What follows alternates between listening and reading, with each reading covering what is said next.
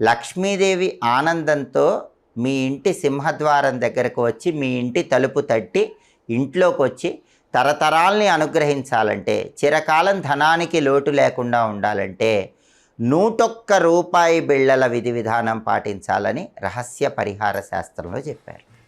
ఈ 101 రూపాయి బిళ్ళల విధి విధానం ఏంటంటే, ఎప్పుడైనా శుక్రవారం రోజు మీ ఇంట్లో పూజా మందిరంలో లక్ష్మీదేవి చిత్రపటం ముందు ఒక రాగి పళ్ళెం కానీ ఇత్తడి పళ్ళెం కానీ పెద్దది ఉంచి దానిలో 101 రూపాయి బిళ్ళలు ఉంచండి.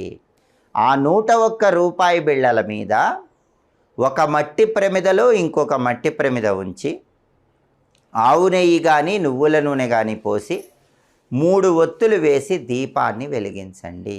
అలా దీపం వెలిగించిన తర్వాత లక్ష్మీదేవికి పరమాన్నం కానీ కట్టె పొంగలి కానీ నైవేద్యంగా సమర్పించండి.